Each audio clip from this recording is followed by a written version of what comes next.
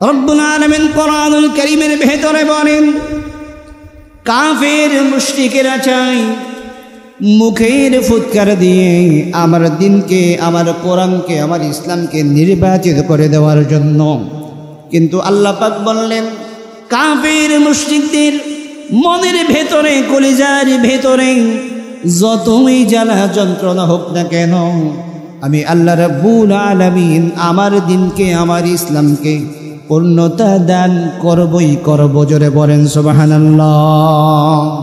তাহলে আমার বন্ধুগণ, আজকে আমরা যদি খেয়াল করি, আমরা যদি লক্ষ্য করি, গ্রামগঞ্জে আমরা যারা বসবাস করি, সেখানে তো যেই সমস্ত গ্রামগুলোতে ইলেকট্রিসিটি নাই, ইলেকট্রিসিটি না থাকার কারণে তেলের মাধ্যমে, অয়েলের মাধ্যমে, কেরোসিনের মাধ্যমে কপি জ্বালায়, ল্যাম্প বলে, বাতি বলে। ওই বাতিগুলোকে যদি কোনো ব্যক্তি, আল্লাহ পাকের কোনো গোলাম যদি নিভাতে চায়, তাহলে মুখের ফু দেয়। মুখের ফু দেওয়ার মাধ্যমে সঙ্গে সঙ্গে সেই বাতি নির্বাচিত হয়ে যায়। জোরে বলেন ঠিক কিনা? কিন্তু আমরা যদি খেয়াল করি, আমরা যদি লক্ষ্য করি, আমরা দেখতে পাচ্ছি এই মসজিদে ইলেকট্রিসিটি লাইট আছে না নাই? একটু কথা বলতে হবে, বলেন, ইলেকট্রিসিটি লাইট আছে না নাই? এখন আপনি যদি এখানে বসে বসে আপনারা হাজারো হাজারো মানুষ, শত শত মানুষ এই লাইটকে যদি নেভাতে চান, আর সবাই মিলে ফু দিতে থাকলেন, ঘন্টার পর ঘন্টা, মাসের পর মাস মুখের ফু দিয়ে এই ইলেকট্রিসিটি লাইট, এটাকে আপনারা বন্ধ করতে পারবেন? নেভাতে পারবেন? কেন পারবেন না? এই জন্য পারবেন না, এই ইলেকট্রিসিটি যে লাইট রয়েছে, এটা যদি নির্বাচিত করতে হয়, যদি নেভাতে হয়, তাহলে আপনাকে নির্ধারিত জায়গায় গিয়ে যেই সুইচ রয়েছে ওই সুইচকে বন্ধ করতে হবে। যারা বলেন ঠিক কিনা? ঠিক তদ্রুপ ইসলাম নামক যেই আলো রয়েছে, কোরআন নামক যেই আলো রয়েছে, এই আলোরও একটা সুইচ আছে না নাই? জোরে বলেন আছে না নাই? তাহলে এই আলো নামক সুইচ যার হাতে, জোরে বলেন তিনি কে? আর জোরে বলেন তিনি কে? আল্লাহ। এই জন্য রব্বুল আলামিন বলছে, বান্দারে, কাফের মুশরিকেরা তারা যতই মুখের ফুৎকার দিয়ে আমার ইসলামকে, আমার দিনকে, আমার কোরআনকে নিভিয়ে দিতে চায়, তারা কশিনকালেও সফল হবে না। তার কারণ হচ্ছে ইসলাম নামক যে লাইট রয়েছে, যেই ইলেকট্রিসিটি রয়েছে, যেই বাতি রয়েছে, এই বাতির সুইচ দুনিয়ার কোনো মানুষের হাতে নয়। এই বাতির সুইচ যার হাতে, গলার জড়তা ছেড়ে দিয়ে বলুন তিনি কে? আমার বন্ধুগণ, সেই আল্লাহ সুবহানাহু ওয়া তাআলা বললেন, বান্দারে লক্ষ্য করে শোনো, কাফের মুশরিকদের মনের ভেতরে যতই জ্বালা যন্ত্রণা হোক না কেন, আমি আল্লাহ রাব্বুল আলামিন আমার ইসলামকে, আমার কোরআনকে, আমার দিনকে আমি আল্লাহ রাব্বুল আলামিন পূর্ণতা দিবই দিব। সুবহানাল্লাহ।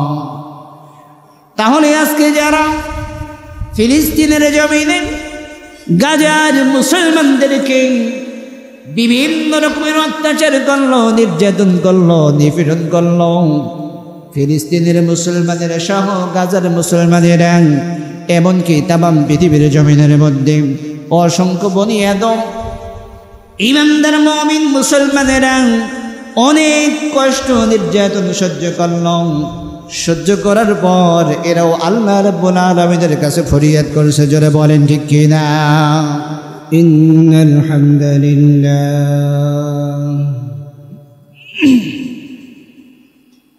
نحمده ونستعينه ونستغفره ونستهديه ونؤمن به ونتوكل عليه ونشهد أن لا إله إلا الله وحده لا شريك له الذي أرسله بالحق بشيرا ونذيرا وداعيا إلى الله بإذنه وسراجا منيرا. وقد قال الله تعالى في كلامه المجيد وفي فرقانه الحميد. সবাই পড়ি আউযু বিল্লাহি মিনাশ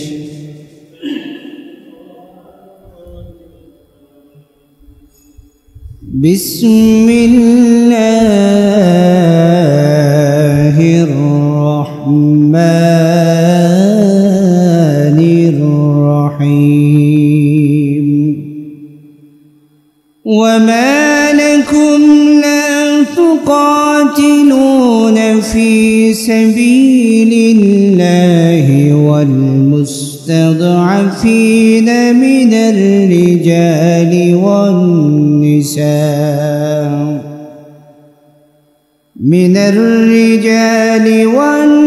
والنساء والولدان الذين يقولون ربنا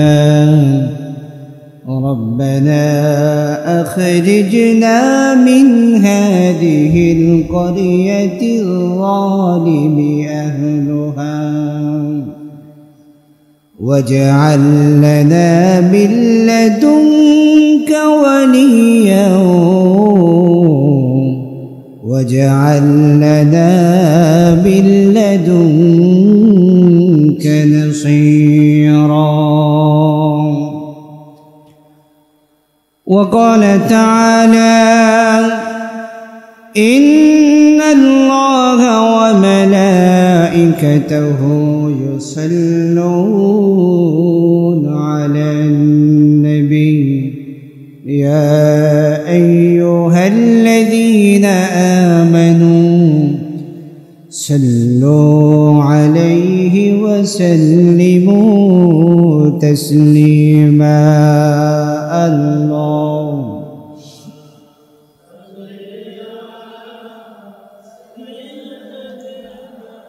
مولانا محمد وعلى آل سيدنا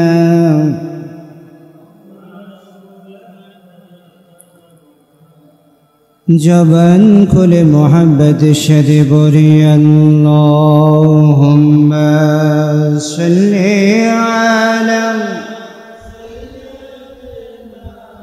مولانا محمد وعلى آله.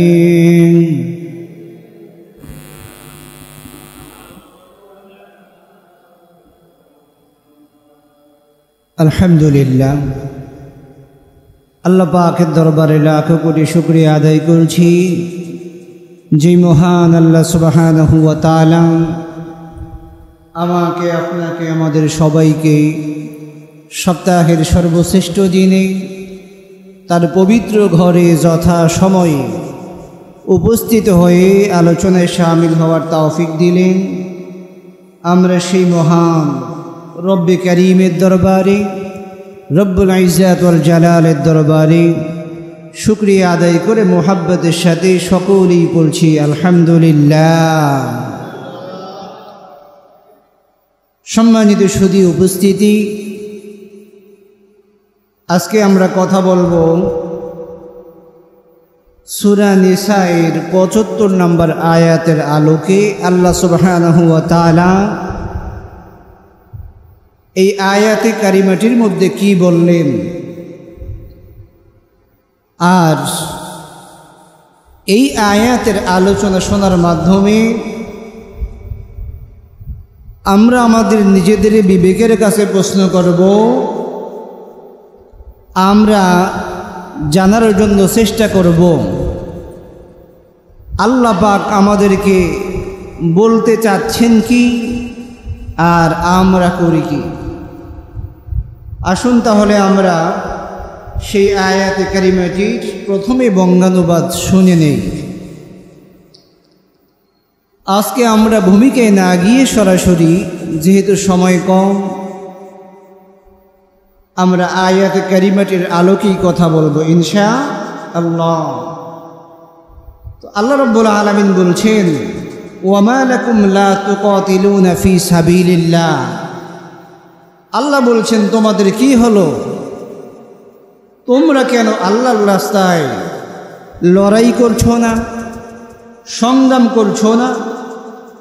ওয়াল মুস্তাদআফিনা মিনার রিজালি ওয়ান নিসাই ওয়াল উইলদান, অথচ সেই সকল দুর্বল পুরুষ, নারী ও শিশুর জন্য যারা মাজলুম হয়ে এই ফরিয়াদ করছে, কার কাছে? আল্লাহ পাকের কাছে।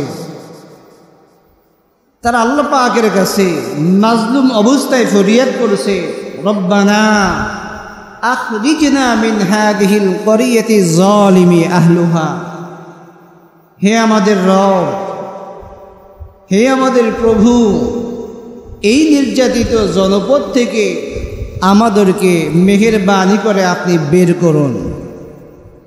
ওয়াজআল লানা মিন লাদুনকা ওয়ালিয়া, আর আমাদের জন্য আপনার পক্ষ থেকে, আপনার তরফ থেকে একজন অভিভাবক নির্ধারণ করুন। ওয়াজআল লানা মিন লাদুনকা নাসীরা, আর নির্ধারণ করুন আপনার পক্ষ থেকে একজন সাহায্যকারী। এই হচ্ছে আয়াতে কারিমাটির বঙ্গানুবাদ আমরা শুনে নিলাম। আমরা জানি কোরআনুল কারীমের ভেতরে যতটি সূরা রয়েছে, যতটি আয়াতে কারিমা রয়েছে, এর আয়াতগুলা, সূরাগুলা নাজিল হওয়ার পিছনে এক একটা কারণ রয়েছে, প্রেক্ষাপট রয়েছে। ঠিক তদ্রূপ আজকে আমরা যে আয়াতে কারিমা থেকে কথা বলবো এবং কথা শুনব, এই আয়াতে কারিমাটি নাজিল হওয়ার পেছনেও এমন একটি প্রেক্ষাপট রয়েছে, যেটাকে তাফসিরের ভাষায় বলা হয় শানে নুজুল বা সাবাবে নুজুল। তো এই আয়াতে কারিমাটি নাজিল হওয়ার পিছনে বেশ কয়েকটি সহিহ সনদ অনুযায়ী প্রেক্ষাপট রয়েছে, যে কেন এই আয়াতে কারিমাটি নাজিল হলো, অবতীর্ণ হলো। আমার বন্ধুগণ,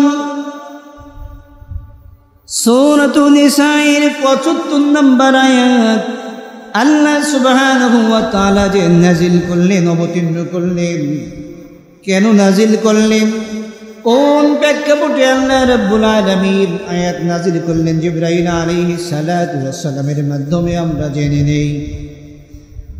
মক্কা থেকে মদিনায় হিজরত করার নির্দেশ যখন চলে আসলো, তখন হিজরতের আদেশ পেয়ে অনেক সংখ্যক সাহাবী মক্কাতুল মুকাররমা থেকে মদিনাতুল মুনাওয়ারায় হিজরত করলেন। সুবহানাল্লাহ। কিন্তু দুর্বল কিছু ইমানদারেরা হিজরত করতে পারলেন না। কেন পারলেন না? কারণ তারা শারীরিকভাবে, মানসিকভাবে, অর্থনৈতিকভাবে অত্যন্ত দুর্বল ছিলেন। এই বিষয়গুলোয় দুর্বল থাকার কারণে দুর্বল ইমানদারেরা, দুর্বল মুমিনেরা মদিনায় হিজরত করতে পারেন নাই। যে সকল দুর্বল ইমানদারেরা মক্কা থেকে মদিনাতুল মুনাওয়ারায় হিজরত করতে পারেন নাই, সেই সকল দুর্বল ইমানদারদের উপরে মক্কার কাফিরেরা, মুশরিকেরা এত অত্যাচারের মাত্রা বাড়িয়ে দিল, নির্যাতনের মাত্রা বাড়িয়ে দিল, নিপীড়নের মাত্রা বাড়িয়ে দিল। ওই সমস্ত মক্কার কাফির মুশরিকদের অত্যাচার আর নির্যাতনে অতিষ্ঠ হয়ে তখন পুরুষ, নারী এবং শিশু পর্যন্ত সবাই তাদের নির্যাতনের শিকার হয়ে আল্লাহ পাকের কাছে ফরিয়াদ করলো, আল্লাহ গো আমরা তো শেষ হয়ে গেলাম, তুমি কি তোমার তরফ থেকে কোনো সাহায্যকারী আমাদের জন্য পাঠাইবে না? যখন সেই সমস্ত সাহাবায়ে কেরাম মক্কার কাফির মুশরিকদের অত্যাচার আর নির্যাতনে অতিষ্ঠ হয়ে আল্লাহর কাছে ফরিয়াদ করলেন, আল্লাহ গো, তোমার পক্ষ থেকে আমাদের জন্য একজন সাহায্যকারী, একজন অভিভাবকের ব্যবস্থা করে দাও। তখন আল্লাহ সুবহানাহু ওয়া তাআলা কোরআনুল কারীমের সূরাতুন নিসায়ের ৭৫ নম্বর আয়াত আল্লাহ রাব্বুল আলামিন সঙ্গে সঙ্গে নাজিল করে দিলেন। সুবহানাল্লাহ। আল্লাহ রাব্বুল আলামিন নাজিল করে বললেন, ওয়ামা লাকুম লা তুকাতিলুনা ফি সাবিলিল্লাহি ওয়াল মুস্তাদআফিনা মিনার রিজাল والمستضعفين من الرجال والنساء والولدان الذين يقولون ربنا أخرجنا من هذه القرية الظالم أهلها واجعل لنا من لدنك وليا واجعل لنا من لدنك نصيرا। রব্বুল আলামিন বলছেন, তোমাদের কি হলো? তোমরা কেন আল্লাহর রাস্তায় লড়াই করছো না, আল্লাহর রাস্তায় সংগ্রাম করছো না? অথচ দুর্বল পুরুষ, দুর্বল নারী ও শিশুরা বলছে, হে আমাদের রব, রব্বানা আখরিজনা মিন হাযিহিল ক্বরিয়াতিজ যালিমি আহলুহা, হে আমাদের রব, আমাদেরকে বের করুন এই জনপদ থেকে যার অধিবাসীরাই হচ্ছে জালেম। জোরে বলেন ঠিক কিনা? যার অধিবাসীরা হচ্ছে জালেম। আমরা যদি তাকাই তাহলে আজকে পৃথিবীর বিভিন্ন জায়গায় অসংখ্য অগণিত বনি আদম যারা অনেক কষ্টে জীবনযাপন করছেন, তাদের মধ্যে আজকের এই সময়ে অন্যতম হচ্ছে ফিলিস্তিন। জোরে বলেন ঠিক কিনা? আমার বন্ধুগণ, এরপরে রব্বুল আলামিন বলছে, বান্দারে তোমরা কেন লড়াই করছো না, তোমরা কেন সংগ্রাম করছো না আমার পথে? অথচ সেই সমস্ত নারী, পুরুষ, শিশুরা জালিমদের কারাগারে অত্যাচারিত হয়ে, মাজলুম হয়ে, জীবন দিয়ে অত্যাচার সহ্য করার পর তারা আমার কাছে বলতে বাধ্য হয়েছে, রব্বানা আখরিজনা মিন হাযিহিল ক্বরিয়াতিজ যালিমি আহলুহা, হে আমাদের রব, হে আমাদের পরওয়ারদিগার, আপনি আপনার পক্ষ থেকে আমাদের জন্য একজন অভিভাবক নির্ধারণ করুন আর আমাদেরকে এই জালিমদের জনপদ থেকে আমাদেরকে বের করে দিন। সুবহানাল্লাহ। রব্বুল আলামিন বলছেন,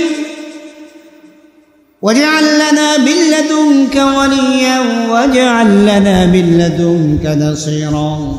আল্লাহ পাক বলছেন, ওই সমস্ত ঈমানদারগণ, মুমিন বান্দাগণ, তারা আমার কাছে ফরিয়াদ করে বলছে, আয় আল্লাহ তাআলা, একজন অভিভাবক নির্ধারণ করুন আর নির্ধারণ করুন আপনার পক্ষ থেকে একজন সাহায্যকারী।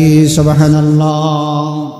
আমার বন্ধুগণ, যেমন বর্তমানে আমরা যদি ফিলিস্তিনের দিকে তাকাই, আমরা যদি গাজার দিকে তাকাই, ফিলিস্তিনের মুসলমানেরা, গাজার মুসলমানেরা, এমনকি অতীতে বলছিল অসংখ্য আলেম ওলামারা। জোরে বলেন ঠিক কিনা?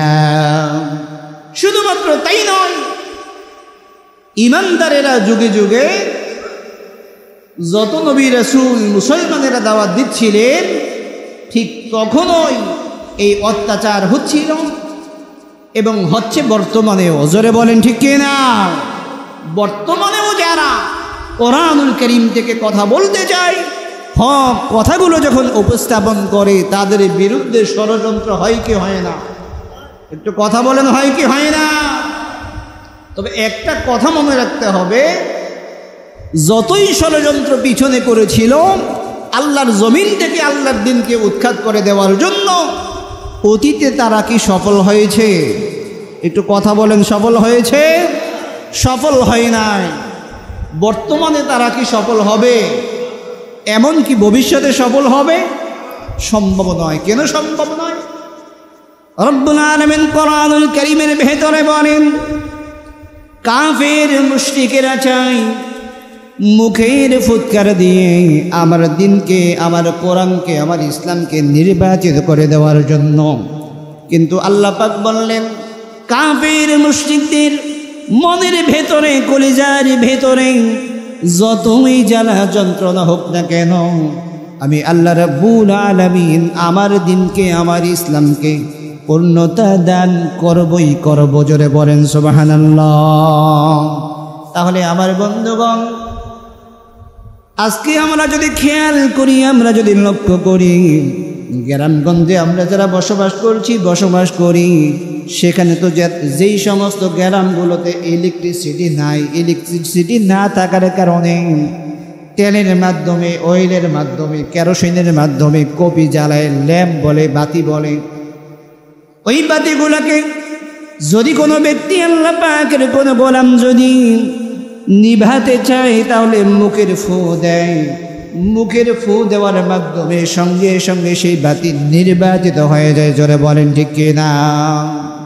কিন্তু আমরা যদি খেয়াল করি, আমরা যদি লক্ষ্য করি, আমরা দেখতে পাচ্ছি এই মসজিদে ইলেকট্রিসিটি লাইট আছে না নাই? একটু কথা বলতে হবে, বলেন, ইলেকট্রিসিটি লাইট আছে না নাই? এখন আপনি যদি এখানে বসে বসে আপনারা হাজারো হাজারো মানুষ, শত শত মানুষ এই লাইটকে যদি নিভাতে চান, আর সবাই মিলে ফু দিতে থাকলেন, ঘন্টার পর ঘন্টা, মাসের পর মাস মুখের ফু দিয়ে এই ইলেকট্রিসিটি লাইট, এটাকে আপনারা বন্ধ করতে পারবেন? নেভাতে পারবেন? কেন পারবেন না? এই জন্য পারবেন না, এই ইলেকট্রিসিটি যে লাইট রয়েছে, এটা যদি নির্বাচিত করতে হয়, যদি নেভাতে হয়, তাহলে আপনাকে নির্ধারিত জায়গায় গিয়ে যেই সুইচ রয়েছে ওই সুইচকে বন্ধ করতে হবে। যারা বলেন ঠিক কিনা? ঠিক তদ্রুপ ইসলাম নামক যেই আলো রয়েছে, কোরআন নামক যেই আলো রয়েছে, এই আলোরও একটা সুইচ আছে না নাই? জোরে বলেন, আছে না নাই? তাহলে এই আলো নামক সুইচ যার হাতে, জোরে বলেন তিনি কে? আর জোরে বলেন তিনি কে? আল্লাহ। এই জন্য রব্বুল আলামিন বলছে, বান্দারে, কাফের মুশরিকেরা তারা যতই মুখের ফুৎকার দিয়ে আমার ইসলামকে, আমার দিনকে, আমার কোরআনকে নিভিয়ে দিতে চায়, তারা কশিনকালেও সফল হবে না। তার কারণ হচ্ছে ইসলাম নামক যে লাইট রয়েছে, যেই ইলেকট্রিসিটি রয়েছে, যেই বাতি রয়েছে, এই বাতির সুইচ দুনিয়ার কোনো মানুষের হাতে নয়। এই বাতির সুইচ যার হাতে, গলার জড়তা ছেড়ে দিয়ে বলুন তিনি কে?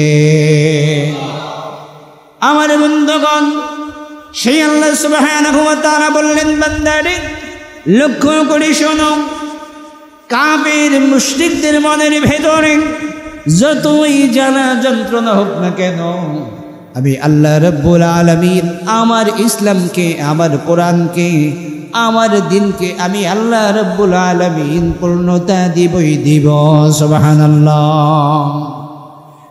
তাহলে আজকে যারা ফিলিস্তিনের জমিনে গাজার মুসলমানদেরকে বিভিন্ন রকমের অত্যাচার করলো, নির্যাতন করলো, নিপীড়ন করলো, ফিলিস্তিনের মুসলমানের সহ গাজার মুসলমানের, এমনকি তামাম পৃথিবীর জমিনের মধ্যে অসংখ্য বনি আদম ইমানদার মুমিন মুসলমানেরা অনেক কষ্ট নির্যাতন সহ্য করল। সহ্য করার পর এরাও আল্লাহ রাব্বুল আলামিনের কাছে ফরিয়াদ করেছে। জোরে বলেন ঠিক কিনা? আমার বন্ধুগণ, আমার তো মনে হয় যদিও এই আয়াতি কারিমাটি সূরাতুন নিসায়ের ৭৫ নম্বর আয়াতি কারিমাটি আল্লাহ রাব্বুল আলামিন কোরআনুল কারীমে নাজিল করলেন আজ থেকে ১৫০০ বছর আগে। জোরে বলেন ঠিক কি না? কত বছর আগে? ১৫০০ বছর আগে।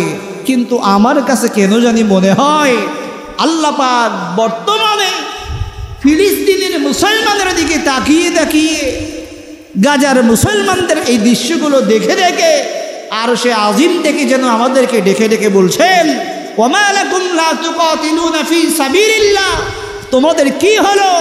তোমরা কেন লড়াই করছো না? তোমরা কেন সংগ্রাম করছো না? সেই সমস্ত নারী, সেই সমস্ত পুরুষ, সেই সমস্ত শিশুদের জন্য। জোরে বলেন ঠিক কি না? কারণ আজকে ফিলিস্তিনের মুসলমান, গাজার মুসলমান জীবন দিচ্ছে, এমনকি সেই সমস্ত সন্ত্রাসী গোষ্ঠীগুলো শুধুমাত্র মুরব্বীদেরকেই নয়, নারীদেরকেই নয়, পুরুষদেরকেই নয়, এমনকি ছোট্ট ছোট্ট শিশুদেরকে পর্যন্ত ধরে ধরে হত্যা করছে। জোরে বলেন ঠিক কি না? আল্লাহ পাক সেটাই আমাদেরকে স্মরণ করিয়ে দিচ্ছেন। আমি যখন এই আয়াতি কারিমাটির তাফসির পড়তেছিলাম তখন আমার চোখ দিয়ে পানি টপ টপ করে ঝরছিল, আর আমার মনে হচ্ছিল যে এই আয়াতে কারিমা যদিও আল্লাহ পাক রূহুল আমিন জিবরাইল আলাইহিস সালাতু ওয়াস সালামের মাধ্যমে নাজিল করলেন, অবতীর্ণ করলেন আজ থেকে ১৫০০ বছর আগে, কিন্তু আমার কাছে মনে হয় আল্লাহ পাক এখন যেন ফিলিস্তিন এবং গাজার মুসলমানদের এই করুণ পরিস্থিতি দেখে তারা যে আল্লাহর কাছে দোয়া করছে, আয় আল্লাহ তাআলা আমাদের জন্য তোমার পক্ষ থেকে একজন অভিভাবক পাঠাও, একজন সাহায্যকারী পাঠাও। এই দৃশ্যগুলো দেখে দেখে যেন আল্লাহ রাব্বুল আলামিন আমাদেরকে ডেকে ডেকে বলছে, বান্দা তোমাদের কি হলো যে তোমরা লড়াই করছো না, তোমরা সংগ্রাম করছো না সেই সমস্ত নারী পুরুষ শিশুদের জন্য। আমার বন্ধুগণ, এই জন্য লক্ষ্য করে দেখবেন আজকে মুসলিম যত কান্ট্রি রয়েছে, মুসলিম কান্ট্রির ভেতরে আমরা যদি দেখাই, এমনও মুসলিম কান্ট্রির কিছু লিডার রয়েছে যারা আজকে ফিলিস্তিনের পক্ষে কথা বলে না। জোরে বলে না, আছে না নাই? গাজার মুসলমানদের জন্য কথা বলছে না, আলোচনা করছে না, বোবা শয়তানের মতো তারা ভান ধরে বসে আছে। জোরে বলেন ঠিক কি না? শুধুমাত্র তাই নয়, আমরা যদি আমাদেরকে পরহেজগার মুত্তাকি, আমরা যদি আমাদেরকে ইমানদার বলে যদি দাবি করতে চাই, তাহলে আমাদের দায়িত্ব হলো, আমাদের কর্তব্য হলো শুধুমাত্র গাজাই নয়, ফিলিস্তিনে নয়, তামাম পৃথিবীর জমিনের মধ্যে যেই কোনো প্রান্তে যদি একজন মুসলমানের গায়ে যদি আঘাত আসে, যদি হামলা হয়, সেই আঘাতের অনুভূতি আপনার ভেতরে আমার ভেতরে জাগ্রত হতে হবে। জোরে বলেন ঠিক কি না? আর এটার নামই হচ্ছে মুত্তাকি। জোরে বলেন ঠিক কি না? শুধুমাত্র আমরা দেখলাম আর মনে মনে ভাবলাম আঘাত যদি আসে তাহলে তো আমাদের বাংলাদেশের মুসলমানদের উপর আসছে না, আঘাত যদি আসে তাহলে তো ফিলিস্তিনে এসেছে, জীবন যদি দিচ্ছে তাহলে তো আমরা দিচ্ছি না, জীবন তো দিচ্ছে গাজায়, জীবন তো দিচ্ছে ফিলিস্তিনের মুসলমান। যদি এইরকম ভাবি, যদি এইরকম ভাবেন, মনে রাখবেন কশিনকালেও আপনি মুত্তাকি হতে পারবেন না। জোরে বলেন ঠিক কি না? আমার বন্ধুগণ, গাজার মুসলমান, ফিলিস্তিনের মুসলমান, যদিও এদের সাথে আমাদের কোনো আত্মীয়তার বন্ধন নাই, কিন্তু সব থেকে একটা বড় বন্ধন রয়েছে। সেই বন্ধনটা কিসের বন্ধন বলেন তো আপনারা? ঈমানের বন্ধন। জোরে বলেন ঠিক কি না? এই জন্য বন্ধু আমার, এমনও দেশ রয়েছে যেই সমস্ত দেশের মানুষেরা ফিলিস্তিনের পক্ষে না দাঁড়িয়ে, গাজার মুসলমানদের পক্ষে না দাঁড়িয়ে ইসরায়েলি সন্ত্রাসী সংগঠনের পাশে দাঁড়ায় কথা বলে আসে না নাই? এরা ভাবে গাজার মুসলমানদেরকে, ফিলিস্তিনের মুসলমানদেরকে ইসরায়েলি সৈন্যরা, নাপাক সৈন্যরা হত্যা করবে, এরপরে বাইতুল মুকাদ্দাস, ফিলিস্তিন, গাজা এগুলা দখল করবে, আল্লাহর জমিন থেকে আল্লাহর দিনকে উৎখাত করে দিবে। জোরে বলেন নাউজুবিল্লাহ। যারা এই সমস্ত চিন্তা চেতনা লালন করে পালন করে, আমি আমার ভাষায় বলি, ওরা হচ্ছে নামদারি মুসলমান নয়, ওরা হচ্ছে নামদারি মুসলমান নামের মুনাফিক। জোরে বলেন ঠিক কি না? তবে যতই চেষ্টা করুক না কেন, আল্লাহর নামে শপথ করে বলতে পারি, কশিনকালেও ফিলিস্তিন থেকে আল্লাহর দিনকে উৎখাত করতে পারবে না। জোরে বলেন ঠিক কি না? আমার বন্ধুগণ, আমি বলছি না, এই যে ইলেকট্রিসিটি আমরা দেখতে পাচ্ছি, এর যেমন নির্ধারিত জায়গায় একটা সুইচ রয়েছে, এই ইলেকট্রিসিটি লাইট যদি বন্ধ করতে হয় তাহলে নির্ধারিত জায়গায় গিয়ে সুইচকে অফ করতে হবে। জোরে বলেন ঠিক কি না? আমার বন্ধুগণ, একটা উদাহরণ আপনাদের সামনে উপস্থাপন না করে পারছি না। গ্রামের লোকজন, গায়ের লোক আর শহরের লোক, এদের মধ্যে একটু ডিফারেন্স, পার্থক্য আছে না নাই? গ্রামগঞ্জের মানুষগুলা একটু সরল টাইপের হয়, সরল মনের মানুষ হয়, এরা একটু চালাক কম হয়। কিন্তু গ্রামের তুলনায় শহরে যারা বসবাস করে এরা একটু চালাক বেশি হয়, চতুর বেশি হয়। এটাই তো স্বাভাবিক, কি বলেন ঠিক না? তো গ্রাম থেকে একজন আল্লাহ পাকের গোলাম শহরে আসছে বেড়ানোর জন্য। গ্রাম থেকে যেহেতু সরল মানুষ, সহজ মানুষ, শহরে বেড়াতে আসলো, রাতের বেলা খাবার দাবার শেষ করে ঘুমাবে। বাড়িওয়ালা বলছে, আল্লাহর বান্দা, এখন তো যেহেতু খাওয়া দাওয়া শেষ হয়েছে, এখন আমরা সবাই ঘুমাবো, তুমিও ঘুমাবে, তাহলে তোমার যে ইলেকট্রিসিটি লাইট এটাকে আমি বন্ধ করে দেব। গ্রামের মেহমান বলছেন যে কষ্ট করে আপনাকে বন্ধ করতে হবে না, আমি যখন ঘুমাবো তখন আমি এই ইলেকট্রিসিটির যে লাইট, যেই বাল্ব দেখা যাচ্ছে, এটাকে আমি বন্ধ করে দিব। বাড়িওয়ালা গ্রাম থেকে আসা মেহমানের কথা শুনে তখন সেখান থেকে বিদায় নিয়ে ঘুমিয়ে পড়ল। কিন্তু রাতের বেলা গ্রাম থেকে যে মেহমান আসলো, তার কাজকর্ম যা ছিল সব শেষ করার পর তিনি তো সরল মানুষ, সহজ মানুষ, তিনি ঘুমাতে যাবেন। ঘুমের ঘরে যাওয়ার আগে, বিছানায় যাওয়ার আগে যেমনি করে গ্রামগঞ্জের বাতি বন্ধ করার জন্য মুখের ফু দিলেই বন্ধ হয়ে যায়, এমনি করে ইলেকট্রিসিটি লাইটের ভিতরে ফুয়ের পরে ফু দিচ্ছে, কিন্তু লাইট বন্ধ হচ্ছে না। আল্লাহর বান্দা চিন্তা করলেন, এত কষ্ট করি বারবার ফু দিচ্ছি কিন্তু বাতি বন্ধ হচ্ছে না। কিন্তু গ্রামগঞ্জে আমরা যে বাতি ব্যবহার করি, বাতি যদি মাত্র একটি বার যদি ফু দেওয়া হয় তাহলে বন্ধ হয় কি হয় না? জোরে বলেন, বন্ধ হয় কি হয় না? বন্ধ হয়ে যায়। কিন্তু গ্রামের মেহমান এত জোরে জোরে ফু দিচ্ছেন, কিন্তু ইলেকট্রিসিটি লাইট বন্ধ হচ্ছে না। যদি বুঝে থাকেন তাহলে বলেন তো, যদি কিয়ামত পর্যন্ত মুখের ফুয়ের পর ফু দিতেই থাকে, কিয়ামত পর্যন্ত যদি ফু দেয়, তো ইলেকট্রিসিটি এই লাইট বন্ধ হবে? জোরে বলেন, বন্ধ হবে? তো বন্ধ হচ্ছে না। ওই ব্যক্তি ফু দিতে দিতে ওই ব্যক্তির অবস্থা তো খারাপ হয়ে গেছে, ঘামায় অবস্থা খারাপ। ওই ব্যক্তির আওয়াজ শুনে বাড়িওয়ালার ঘুম ভেঙে গেল। বাড়িওয়ালা এসে বলছে, তুমি এখনো পর্যন্ত ঘুমাওনি কেন? বাড়িওয়ালাকে লক্ষ্য করে বলছেন, ওগো আল্লাহর গোলাম, আমি যে আপনার বাড়িতে মেহমান হলাম, আমাদের গ্রামগঞ্জে আমরা যখন ঘুমাতে যাই, ঘুমের বিছানায় যাই, ঘুমের বিছানায় যাওয়ার আগে আমরা কি করি? মুখের ফু দিয়ে বাতিটাকে বন্ধ করে দেই। একবার ফু দিলেই সঙ্গে সঙ্গে বাতি অফ হয়ে যায়, বন্ধ হয়ে যায়। কিন্তু আপনি এটা এমন কেমন লাইট ব্যবহার করলেন, যেই লাইটকে শুধুমাত্র ঘন্টার পর ঘন্টা ফু দিতে দিতে আমার অবস্থা খারাপ হয়ে গেছে, আমি ঘামিয়ে গেছি, কিন্তু লাইট বন্ধ করতে পারছি না। তখন বাড়িওয়ালা বলছে, আল্লাহর বান্দা, এইটা তো গ্রামের ইলেকট্রিসিটি লাইটের মতো লাইট নয়। তার মানে গ্রামগঞ্জে তোমরা যেই আলো ব্যবহার করো, মুখের ফু দিয়ে নিভিয়ে দাও, বন্ধ করে দাও, এইটা তো ওই গ্রামের আলো নয়, এটা হচ্ছে ইলেকট্রিসিটি লাইট। বাড়িওয়ালা বলছে, আল্লাহর বান্দা লক্ষ্য করে শোনো রে, এই ইলেকট্রিসিটি লাইট যদি তুমি কিয়ামত পর্যন্ত ফুয়ের উপরে ফু দাও, এরপরেও এই ইলেকট্রিসিটি লাইট বন্ধ করা সম্ভব নয়, জোরে বলেন ঠিক কিনা? আর এই ইলেকট্রিসিটির লাইট তুমি যে দেখতে পাচ্ছ, এই লাইটের একটা সুইচ রয়েছে নির্ধারিত জায়গায়, নির্ধারিত স্থানে।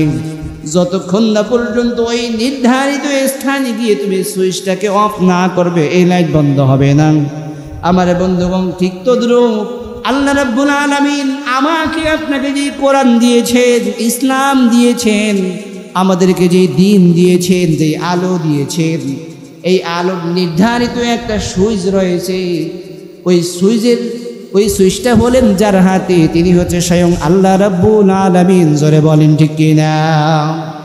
এই জন্য কাফির মুশরিকেরা যতই ষড়যন্ত্র করো, যতই চিন্তা ভাবনা করো, যতই একত্রিত হোক না কেন, তারা যতই চেষ্টা করবে মুখের ফু দিয়ে মুসলমানদেরকে মেরে হত্যা করে, নারীদেরকে হত্যা করে, পুরুষদেরকে হত্যা করে, এমনকি ছোট্ট বেগুনা মাসুম শিশুদেরকে হত্যা করে ইসলামকে দুনিয়া থেকে বিদায় করে দিবে, কশিন কালেও সম্ভব নয়, জোরে বলেন ঠিক কিনা?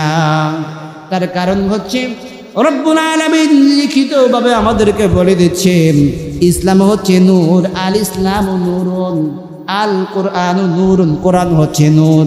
আর এই নূরের, এই আলোর সুইচ যার হাতে, তিনি হচ্ছেন স্বয়ং আল্লাহ রাব্বুল আলামিন, জোরে বলেন ঠিক কিনা? এই জন্য বন্ধু আমার, আমরা যদি লক্ষ্য করি, আমরা যদি খেয়াল করি, আজকে ফিলিস্তিনের মুসলমানদেরকে ইসরায়েলি সৈন্যরা হত্যা করছে, কিন্তু এমনও মানুষ রয়েছে, এমনও আলেম রয়েছে দামদারি, এদের পক্ষ থেকে কথা বলছে না, জোরে বলেন ঠিক কিনা? আছে না নাই? আবার এমনও মানুষ রয়েছে, যদি আলেমরা কথা বলে এদের পক্ষ নিয়ে, ফিলিস্তিনের মুসলমানদের পক্ষ নিয়ে, এমন কিছু বর্তমানে মসজিদের দায়িত্বশীল দেখা যায়, আমরা অনলাইনে দেখেছি, আলেমদেরকে নিষেধ করছে যে তোমরা কেন কথা বলছো, তোমরা কি পারবে সেখানে গিয়ে যুদ্ধ করতে? এই রকমের প্রশ্ন তোলে। আমি মনে করি ওরা হচ্ছে ইমানদার নামের বেঈমান, জোরে বলেন ঠিক কিনা? বর্তমান সমাজে, বর্তমান সময়ে এমন কথা কোনো মুসলমান তার জবান দিয়ে উচ্চারণ করতে পারে না, জোরে বলেন ঠিক কিনা? এই জন্য আমি মনে করি, যখনই এই আয়াতে কারিমের যে আমি তিলাওয়াত করি এবং তিলাওয়াত করলাম, পড়লাম, অধ্যয়ন করলাম, যদিও এই আয়াত আল্লাহ রাব্বুল আলামিন নাজিল করলেন, অবতীর্ণ করলেন ১৫০০ বছর আগে, কিন্তু আমার কাছে মনে হলো আল্লাহ রাব্বুল আলামিন বর্তমানে এই ফিলিস্তিনে যে অবস্থা চলতেছে, এই অবস্থা দেখে দেখে আল্লাহ রাব্বুল আলামিন আমাকে, আপনাকে, আমাদের সবাইকে ইঙ্গিত করে, ইশারা করে করে ডেকে ডেকে বলছে, বান্দারে, ওয়ামা লাকুম লা তুকাতিলুনা ফি সাবিলিল্লাহি ওয়াল মুস্তাদআফিনা মিনার রিজাল والمستضعفين من الرجال والنساء والولدان الذين يقولون ربنا أخرجنا من هذه القرية الظالم أهلها। আল্লাহ রাব্বুল আলামিন আমাদেরকে ধমক দিয়ে দিয়ে বলছেন, বান্দারে তোমাদের কি হলো, তোমরা কেন লড়াই করছো না, তোমরা কেন সংগ্রাম করছো না? সেই সমস্ত নারী পুরুষ শিশুদের পক্ষ থেকে যারা অত্যাচার এবং নির্যাতনে অতিষ্ঠ হয়, আমি আল্লাহ পাকের কাছে ফরিয়াদ করে বলছেন, ربنا أخرجنا من هذه القرية الظالم أهلها। আল্লাহর কাছে ফরিয়াদ করে বলছে, আল্লাহ তাআলা তোমার পক্ষ থেকে আমাদের জন্য একজন অভিভাবক পাঠাও, একজন অভিভাবক নির্ধারণ করুন, আমাদেরকে এই জালিমদের জনপদ থেকে আমাদেরকে হেফাজত করুন। আমার বন্ধুগণ, এখন প্রশ্ন হতে পারে, যে কারা এই জনপদের জন্য সংগ্রাম করবে, লড়াই করবে, আল্লাহর রাস্তায় সংগ্রাম করবে। আমার বন্ধুগণ, তাম পৃথিবীর জমিনের মধ্যে আপনি হয়তো অসংখ্য অগণিত মুসলমান দেখতে পাচ্ছেন, সবাই তো আল্লাহর পথে সংগ্রাম করবে না। এক কথায় আমরা যদি বলি, সবাই তো তাদের পক্ষ থেকে কথা বলবে না। তার কারণ হচ্ছে যারা দুনিয়াদার, যারা দুনিয়াকে বেশি প্রাধান্য দেয়, যারা দুনিয়া লোভী, তারা কশ্চিনকালেও আল্লাহর রাস্তায় সংগ্রামের কথা বলবে না। তারা কশ্চিনকালেও আল্লাহর রাস্তায় লড়াই করবে না, লড়াই করার জন্য বলবেও না। জোরে বলেন ঠিক কিনা? আর যারা দুনিয়াকে পিছনে পেলে আখিরাতকে অগ্রাধিকার দিয়ে, আখিরাতকে অগ্রাধিকার দেয়, আখিরাতকে বেশি প্রাধান্য দেয়, অবশ্যই তারা এই কথা বলবে, তাদের পক্ষ থেকে আলোচনা করবে, নসিহত করবে, মানুষদেরকে উৎসাহিত করবে। জোরে বলেন ঠিক কিনা? আমার বন্ধুগণ, আমরা যে আয়াতে কারিমা থেকে কথা শুনছি, তার আগের আয়াতের ভিতরে আল্লাহ রাব্বুল আলামিন বললেন, فليقاتل في سبيل الله الذين يشرون الحياة الدنيا بالآخرة ومن يقاتل في سبيل الله فيقتل أو يغلب فسوف نؤتيه أجرا عظيما। রব্বুল আলামিন বলছেন, সুতরাং যারা আখিরাতের বিনিময় দুনিয়ার জীবন বিক্রি করে দেয় আল্লাহ রব্বুল আলামিনের কাছে, তারা যেন আল্লাহর রাস্তায় লড়াই করে, তারা যেন আল্লাহর রাস্তায় সংগ্রাম করে। জোরে বলেন সুবহানাল্লাহ। আর যে ব্যক্তি কিংবা যারা আল্লাহর রাস্তায় লড়াই করবে, অতঃপর সে যদি নিহত হয় কিংবা বিজয়ী হয়, অচিরই তাদেরকে যিনি পুরস্কার দিবেন, পুরস্কৃত করবেন, যদি বুঝে থাকেন তাহলে গলার জড়তা দূর করে আওয়াজ দিয়ে বলুন, তিনি কে? তাহলে যারা লড়াই করবে, লড়াই করার জন্য বলবে, তাদের পক্ষ থেকে কথা বলবে, কথা বলার জন্য বলবে, তারা নিহত হোক, মৃত্যুবরণ করো কিংবা বিজয় লাভ করো, তাদেরকে যিনি পুরস্কার দিবেন, আওয়াজ দিয়ে বলুন, তিনি কে? আমার বন্ধুগণ, আর যারা দুনিয়া লোভী, দুনিয়ার প্রেমে পড়ে যায়, দুনিয়ার প্রেমে পড়ে দেওয়ানা হয়ে গেছে, তারা আখিরাতকে ভুলে গিয়েছে, আর তারা দুনিয়াতে বেশি প্রাধান্য দিয়েছে, সেই সমস্ত লোকদেরকে ইঙ্গিত করে আল্লাহ রাব্বুল আলামিন বলেছেন, আরাদিতুম বিল হায়াতিদ দুনিয়া মিনাল আখিরাহ ফামা মাতাউল হায়াতিদ দুনিয়া ফিল আখিরাতি ইল্লা কলিল। রব্বুল আলামিন বলেন, তোমরা কি পরকালের পরিবর্তে পার্থিব জীবনেই সন্তুষ্ট হলেন? আল্লাহ রাব্বুল আলামিন প্রশ্নবোধক শব্দ ব্যবহার করেছেন। আল্লাহ পাক বলছেন, অথচ পার্থিব জীবনের চেয়ে ভোগ সম্ভাবনা তো পরকালের তুলনায় খুবই অল্প। আমার বন্ধুগণ, পরকালে কিয়ামতের দিবসে মানুষগুলো যখন হাজার হাজার বছর দাঁড়িয়ে থাকবে, তখন তারা চিন্তা করবে, আহারে, এই পরকালীন জীবনের তুলনায় দুনিয়ায় আমরা যে 50, 60, 70 বছর হায়াত পেয়ে জীবিত ছিলাম, এই পরকালের তুলনায় আমরা তো শুধুমাত্র একটা সকাল কিংবা একটা বিকাল, এই সময়টুকুই জীবিত ছিলাম। জোরে বলেন ঠিক কিনা? তো এই সময়টুকু পরকালীন জীবনের যে পরকালীন যে সময়গুলো, ওই সময়ের তুলনায় দুনিয়াতে যারা 50, 60, 70 বছর জীবিত থাকলাম, তারা শুধুমাত্র পরকালীন সময়ের একটা সকাল কিংবা একটা বিকাল, এতটুকু সময় আমরা জীবিত থাকলাম, বসবাস করলাম। অথচ এই সময়টুকুর ভেতরে আমরা পরকালকে প্রাধান্য না দিয়ে আমরা এই দুনিয়াকেই প্রাধান্য দিই। জোরে বলেন ঠিক কিনা? আমার বন্ধুগণ, রব্বুল আলামিন কোরআনুল কারীমের ভেতরে আরো বললেন, কাআন্নাহুম ইয়াওমা ইয়ারাউনাহা লাম ইয়ালবাসু ইল্লা আশিয়াতান আও দুহাহা।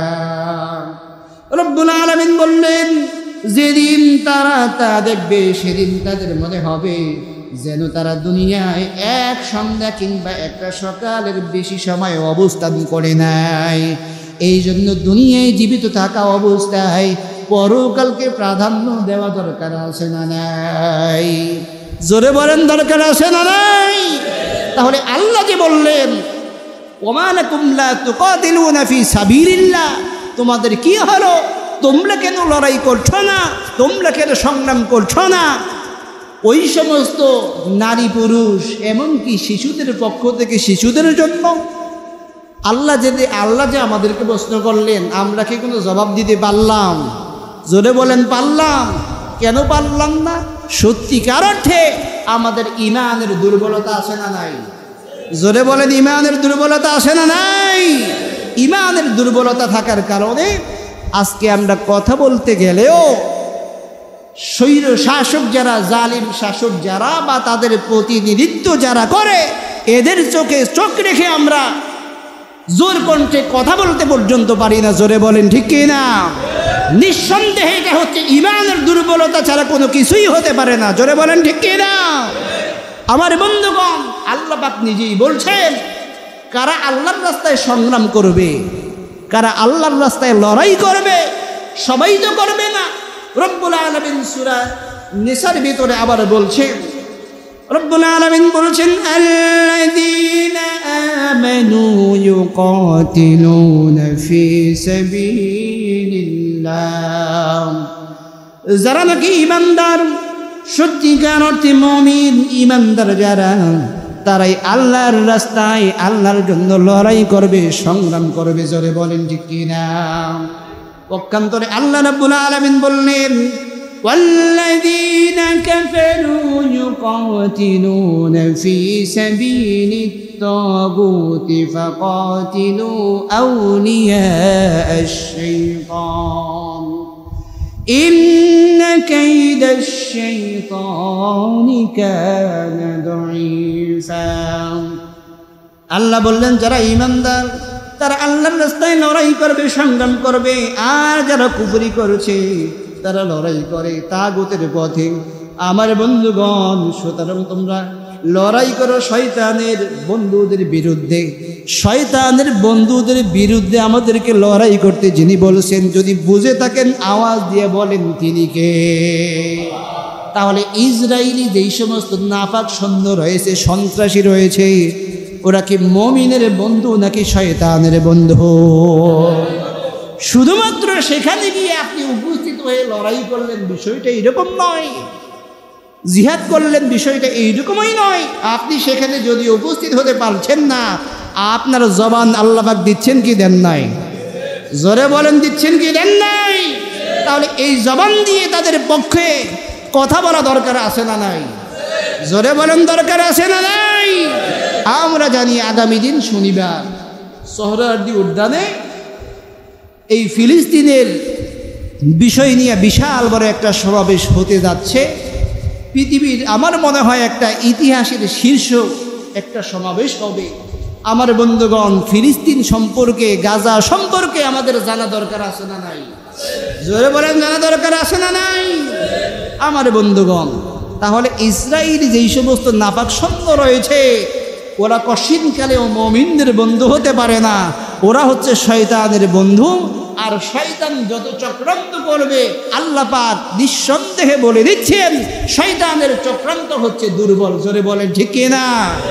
তাহলে শয়তানের বন্ধুদের পক্ষ থেকে আমরা কথা বলবো নাকি মুমিনদের বন্ধু হয়ে আমরা কথা বলবো? জোরে বলেন কাদের পক্ষ থেকে আমরা কথা বলবো? আমরা দুনিয়ার কোনো রক্তচক্ষুকে ভয় করে আমরা কথা বলবো না। আমরা কথা বলবো একজনের সন্তুষ্টির জন্য। যদি বুঝে থাকেন গলার জড়তা ছেড়ে দিয়ে আওয়াজ দিয়ে বলুন তিনি কে? আর জোরে বলেন তিনি কে? তিনি আল্লাহ। আমার বন্ধুগণ, একজন ব্যক্তির কথা মনে পড়ল, না বলেই পারছি না। যদিও এই ব্যক্তির কথা বললে পেছনে আমরা দেখেছি অনেকের শরীরের ভেতরে অ্যালার্জির ব্যারাম শুরু হয়ে যেত। শহীদ আল্লামা দেলওয়ার হোসেন সাইদি হাফিজাহুল্লাহ নাওয়ারাল্লাহু বারাকাতুহু ওয়া জাআলাল জান্নাতা মাসওয়াহু। আমরা দোয়া করি আল্লাহ পাক এই ব্যক্তিকে, কোরআনের এই খাদেমকে জান্নাতুল ফেরদাউসের মেহমান হিসেবে কবুল করুন, সবাই বলি আমিন। আমার বন্ধুগণ, এই শহীদ আল্লামা দেলওয়ার হোসেন সাইদি হাফিজাহুল্লাহকে একজন ব্যক্তি প্রশ্ন করছিল যে হুজুর, এই যে ভারতের মাটিতে, কোথায় ভারতের মাটিতে যে বাবরি মসজিদ ভাঙলো, আপনারা হয়তো ইতিহাস যারা পড়েন তারা জানেন, ভারতে সর্বপ্রথম যে বাবরি মসজিদে যে আক্রমণ করা হয়েছিল হিন্দুরা, সেই সালটা ছিল 1934 সালে। যেই মিনার রয়েছে, মিনারের কিছু 19-20 হয়েছিল। যাই হোক, সেই দিকে যাচ্ছি না। তো একজন মুসলমান আল্লামা সাইদি হাফিজাহুল্লাহকে বলছিলেন, হুজুর, তাহলে আল্লাহর এই ঘরে বাবরি মসজিদে কত শত শত হাজার হাজার মানুষ নামাজ পড়ে, ইবাদত করে, বন্দিগি করে, কিন্তু আল্লাহ পাক তো ইচ্ছা করলে দুই একটা আবাবিল মানে পাখি পাঠাইয়া পাখির পায়ের মধ্যে দুই একটা করে পাথর নিয়ে যদি পাঠাই দেন, আর ওই পাথরগুলো যদি নিক্ষেপ করতেন, তাহলেও তো মানুষেরা একটু ভয় পেত। এই প্রশ্ন কে করল? একজন মুসলমান। কাকে করল? একটু আওয়াজ দিয়ে বলেন না, কাকে করল? আরে ভাই, একজন সাহিদি সাহেবের কথা নাম বলতে গেলে এখনো কি আপনাদের ভয় লাগে? আচ্ছা, উনি কি কোরআনের দুশমন ছিলেন নাকি কোরআনের একজন রাহবার ছিলেন? জোরে বলেন, কি ছিলেন? কোরআনের রাহবার ছিলেন। আজকে তাফসির মাহফিল হয় বিভিন্ন দেশে, বিভিন্ন জায়গায়। এই তাফসির মাহফিলকে মানুষ তাফসির মাহফিল বুঝতো না। যিনি গোটা পৃথিবীর জমিনের মধ্যে এই তাফসির মাহফিলকে তাফসির মাহফিল নামে পরিচয় করিয়ে দিচ্ছেন, তিনি কোনো আজে বাজে মানুষ নয়, তিনি ছিলেন শহীদ মরহুম আল্লামা দেলওয়ার হোসেন সাইদি হাফিজাহুল্লাহ। জোরে বলেন, ঠিক কি না?